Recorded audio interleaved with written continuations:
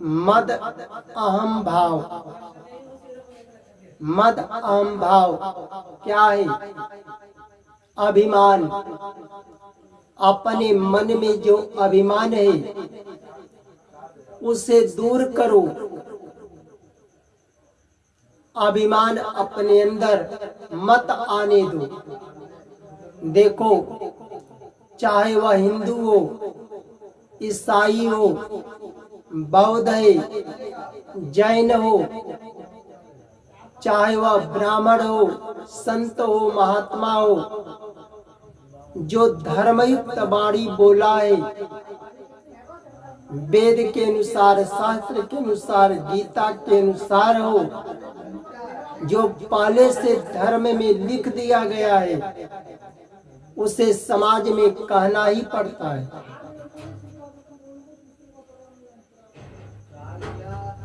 कबीर गर्व न कीजिए, रंक न हंसिए कोई। कबीर दास जी कहते हैं, कबीर गर्व न कीजिए, रंक न हंसिए कोई। अजहू नाव समुद्र में, ना जानो क्या होय। अजहू नाव समुद्र में, ना जानो क्या होय। अपने अंदर, अपने मन में जो अहंकार है, अभिमान है, उसका त्याग कर दो।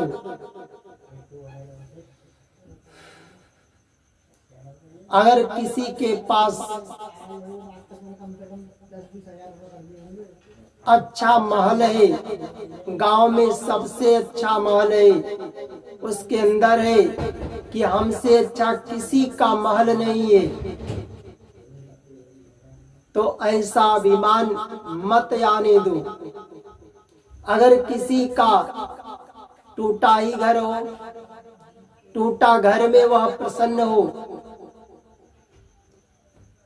और होना भी चाहिए। अगर उसका टूटा घर है, तुम्हारे पास अच्छा महल है, तो कौन सा उसको दे करके, उस रुपया पैसा दे करके, मदद करके उसका बनवा देते हो, कि कहते हो कि हाँ गांव में सबसे अच्छा महल है। अगर ऐसा अभिमान हो तो त्याग दो। अगर गांव में सबसे ज्यादा तुम्हारे पास जमीन है, किसी के पास जमीन नहीं है, तो कौन सा उसे दे करके, कुछ दे करके उसे भलाई कर रहे हो कि अभिमान कर रहे हो? ऐसा अभिमान को त्याग दो। अगर तुम्हें ज्ञान है, ज्ञान का अभिमान है कि हम सबसे ज्यादा ज्ञानी हो, हमारे ज्ञान के ऊपर लोग हमारा सम्मान करते हैं, हमें नमस्कार करते हैं, वह नहीं करता है। अरे भाई, तुम्हारे पास ज्ञान है तो ज्ञान दो। कोई सम्मान करे या कोई नहीं करे, सबको समान ज्ञान दो। अभिमान मत करो। किसी निर्धन व्यक्ति का, गरीब व्यक्ति का, बेसहारा का मजाक मत उड़ाओ। उसे रहने के लिए घर नहीं है, टूटा घर में रहता हो, उसी में वह प्रसन्न है, तो उसका मजाक मत उड़ाओ। उसके रहने के लिए जमीन नहीं है, उसका मजाक मत उड़ाओ। अगर वह अपनी बेटी को, बच्चा को पढ़ने के लिए वह डांटता हो, अपनी बहन को, अपनी पत्नी को अगर भोजन में कुछ कमी कर दिया हो, रोटी बनाने में कमी कर दिया हो, चावल बनाने में कमी कर दिया हो, डांटता हो, तो उसका मजाक मत उड़ाओ। आज हम बहुत से गांवों में सुना हूं और सत्य घटना है, सुना हूं, सही बात है। एक जाति में अगर 3 प्रधान हो गए, 3 प्रत्याशी खड़े हो गए, तो भाई एक तरफ 10, 20, 50 हो जाते हैं, दूसरी तरफ भी 30, 40, 50 हो जाते हैं, तीसरे तरफ भी हो जाते हैं। एक वोट लिए हो, किसी पक्ष वोट दे दिए, तो 2 पक्ष के लोग उस पर नाराज हैं, उससे नहीं बोलते हैं। अगर वह व्यक्ति अपनी बेटी को, अपने बच्चा को पढ़ने के लिए डांटता हो, अपनी बहन को, अपनी पत्नी को अगर कोई भोजन बनाने में कमी कर दिया हो, रोटी बनाने में, चावल बनाने में कमी कर दिया हो, अगर खिलाफ पार्टी वाले सुन लिए, भले वह जानते हैं सही बात कि अपनी बहन को डांट रहा है, कुछ भोजन में कमी हो गया, अपनी बेटी को पढ़ने के लिए डांट रहा है, वही खिलाफ वाले समाज में गलत हवा उड़ाते हैं। लग रहा है कि उसकी बहन का, बेटी का कोई बात है का, समाज में गलत हवा उड़ाते हैं, गलत प्रचार करते हैं। ये बताओ, अगर उसकी बहन, उसकी बेटी सही है, वह अपने बहन को, बेटी को पढ़ने के लिए भोजन में कुछ कमी हो गया, उसके लिए डांटा हो, और उसका तुम समाज में गलत सोचकर प्रचार करते हो कि गलत रास्ते पर है, बताओ यह पाप है कि नहीं? जिसका तुम प्रचार करते हो वह भी बहन, वह भी बेटी तो तुम्हारी बहन बेटी है, तुम भी ईश्वर के संतान हो, तो भी ईश्वर की बेटी है, ईश्वर की संतान है। अगर वह सही पर है, सही रास्ते पर है, गलत प्रचार करते हो, तो समझ लो कि ईश्वर की बेटी का तुम प्रचार कर रहे हो, ईश्वर की बहन का। इसका परिणाम इस पाप का दंड भोगना पड़ेगा। अभी तो इस संसार सागर में हो, उद्धार भी नहीं हुआ, या भगवान को मानव शरीर अच्छा कर्म करने के लिए दिए, अपना उद्धार करने के लिए। अगर यह शरीर छोड़कर जाओगे तो कहाँ रहोगे? इसी मृत लोक में आओगे। पर मानव की इच्छा, मानव शरीर पाने की इच्छा छोड़ देना। मनुष्य को लेकर 84 लाख योनियां है, पशु में, पक्षी में, कीट में, पतंग में, सांप में, उसी में रह जाओगे अरबों खरबों योनि तक। इसलिए गरीबों का, निर्धनों का मजाक मत उड़ाओ।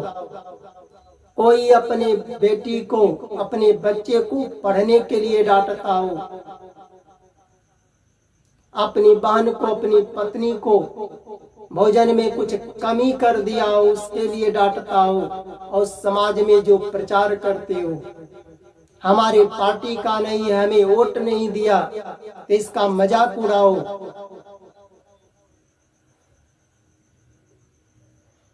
तो इस पाप का दंड भी मिलेगा, और शरीर छोड़ने के बाद भी इसी मृत लोक में आओगे, पर मानव शरीर पाना इच्छा छोड़ देना। इसलिए किसी का मजाक मत उड़ाओ।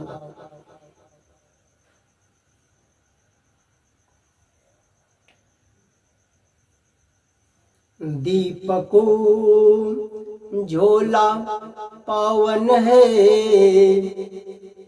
नरकू झोला नारी। कबीर दास जी कहते, दीप का झोला पवन है, दीपक झोला पवन है, नर को झोला नारी, ज्ञानी का झोला ज्ञानी झोला गर्व है, कहे कबीर पुकारी, ज्ञानी झोला गर्व है, कहे कबीर पुकारी। दीपक को अगर दीपक में बाती है, तेल है, दीपक को जला दो। अगर दीपक जल रहा है, वह दीपक बुझ गया, उसमें बाती भी है, तेल भी है और जलाए भी हो, फिर भी बुझ गया। बताओ किस कारण से बुझा? बताओ, दीपक को जला दिए हो, वह बाती भी है और तेल भी है, फिर भी दीपक बुझ गया। किस कारण से बुझा? हवा से। जब हवा चला तो दीपक बुझ गया, बाती बुझ गई। बाती भी है, तेल भी है, पर हवा के कारण बुझ गया। कबीर जी कहते हैं, पुरुष का अंत नष्ट किससे होता है? नारी से। अब बताओ, पुरुष पाकर नारी से अंत क्यों होता है?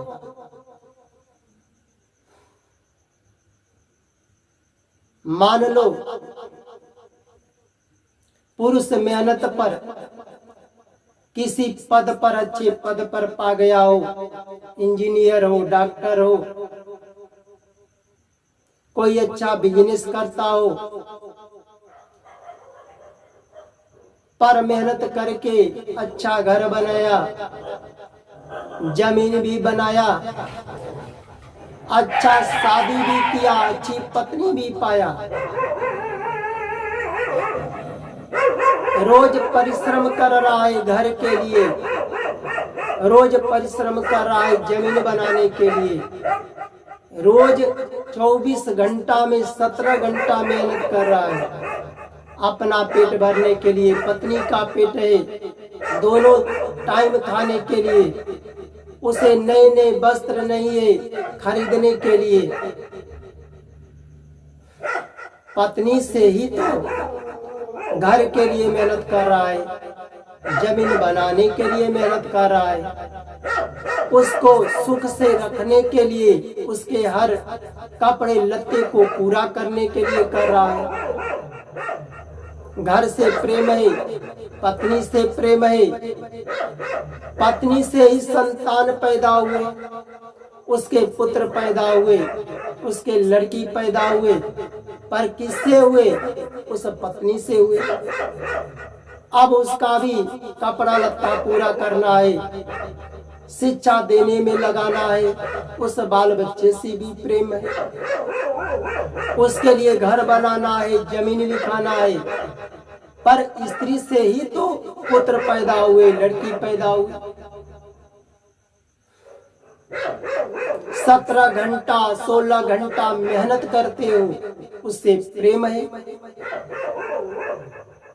पर भगवान के लिए 17 घंटा प्रेम करते हो, मेहनत करते हो, 5 घंटा 6 घंटा सोते हो, पर भगवान के लिए तुम्हें 1 घंटा भजन करने के लिए, कीर्तन करने के लिए, भगवान का नाम लेने के लिए भी तुम्हें समय नहीं है। यही उस पुरुष का नारी को पाकर पतन है। यही कबीरदास जी कहते हैं। और जो पुरुष किसी पद पर हो, चाहे वह बिजनेस करते हो, चाहे वह सब्जी बेचते हो, कमा करके, बिजनेस करके, नौकरी करके, अच्छा बिल्डिंग बनाए,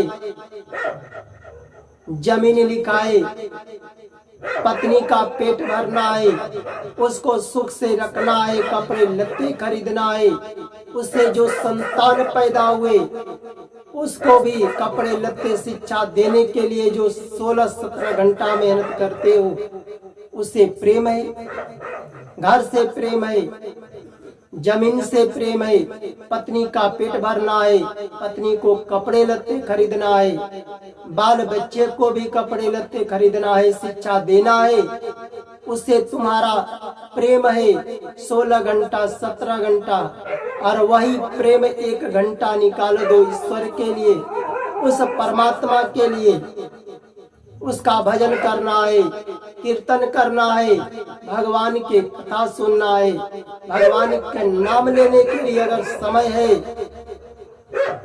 तो वही उस पुरुष को, पुरुष भले व पत्नी को पा करके, उससे भी प्रेम है, ईश्वर से भी प्रेम है, तो उस पुरुष को पत्नी पाकर भी उसका पतन नहीं है, वह नरक में नहीं गिरेगा।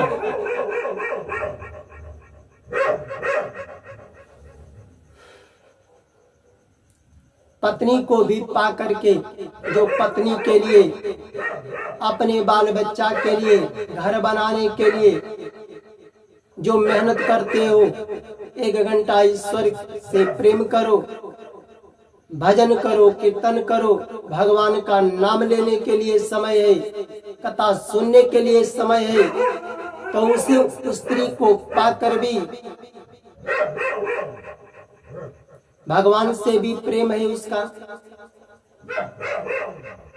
तो पुरुष कभी भी नहीं गिरेगा।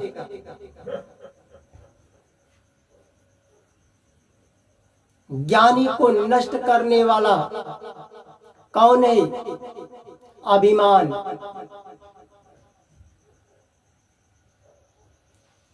भले उसको वेद का, पुराण का, गीता का ज्ञान हो, भले वह राजपूत है, क्षत्रिय, ब्राह्मण हो, अगर उसको अभिमान है कि मैं ब्राह्मण हूँ, हम क्षत्रिय हूँ, वो तो नीच जात का है, यह अभिमान ही तो है। भले उसको ज्ञान है, उसका अभिमान उसको गिरा देगा, गिरा देगा कि नहीं? रावण क्या था? ब्राह्मण था, चारों वेद का ज्ञान भी था, बहुत शक्ति था, पर उसे अभिमान था। हमारा इतना बल है, इतनी शक्ति है कि देवता भी थर थर थर थर कांपते हैं, देवता भी थर थर थर थर कांपते हैं, पर उसका अभिमान था। एक स्त्री को चुरा ले गया, वह कौन थी? जगत जननी माता सीता थी, पर वह तो जगत जननी थी, उसके क्रोध करने पर वह क्षण भर में समाप्त हो जाता, पर ये भगवान की लीला है, जगत जननी माता की लीला है। वह जाना कि मैं लेकर गया हूं,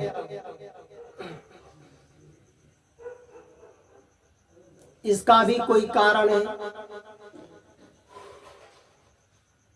उसकी पत्नी, रावण की पत्नी मंदोदरी बहुत समझाई, जिसको तुम हर लाए हो जगत जननी है, भगवान की पत्नी है, जाकर वापस कर दो।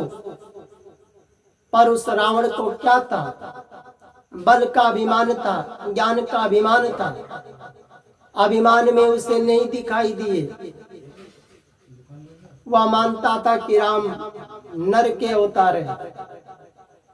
भगवान राम को पता चला तो उस रावण को समझाने के लिए अंगद को भेजे। अंगद भी बताए कि जिसकी पत्नी को लाए हो यह नारायण की अवतार है, तुम्हारे भी पिता है, जाकर क्षमा मांग लो। हनुमान भी गए थे समझाने के लिए, पर उसे अभिमान था। भले 4 वेद का ज्ञान था, पर अभिमान था।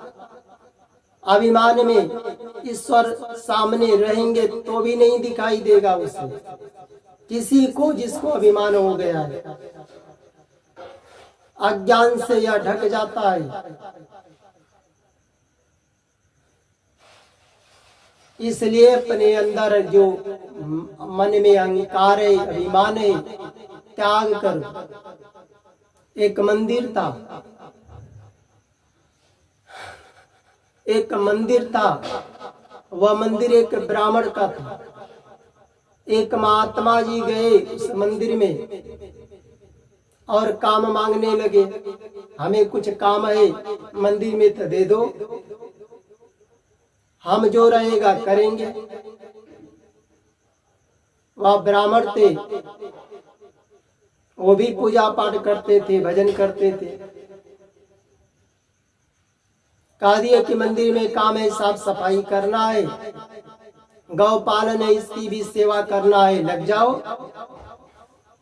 महात्मा जी कहे ठीक है हम करेंगे, जो काम रहेगा हम करेंगे। पर भाई हम भगवान का भजन भी करते हैं, कीर्तन भी करते हैं, आधा घंटा 1 घंटा बैठकर कथा भी कर सकते हैं। बताओ, इसके लिए तो कोई रोक है नहीं ना, कर सकते हैं ना। ब्राह्मण कहे कि नहीं, इससे क्या होता है, काम है काम करो, साफ सफाई करो, गौ की सेवा करो। अरे भाई, तुम भगवान का पूजन करते हो तो भगवान का ही पूजन करने के लिए तो कह रहे थे। आधा घंटा 1 घंटा खाली होंगे तो भगवान का भजन भी कर लेंगे, कीर्तन भी कर लेंगे, 1 घंटा आधा घंटा कथा भी कर लेंगे। पर क्यों नहीं कहे? अभिमान था उनका कि मैं ब्राह्मण हूँ। ये भले संत है, जानता है कोई दूसरे जात का है, उसके अंदर अभिमान था। और भगवान कहते हैं कि भले कितना भी उच्च जात का हो, ब्राह्मण ही भी हो, कितना भी बड़ा ज्ञानी हो, जिसको अभिमान हो गया उसको गिरना ही है नीचे। इसलिए भगवान कर्म देखते, वह जाति पात नहीं देखते हैं।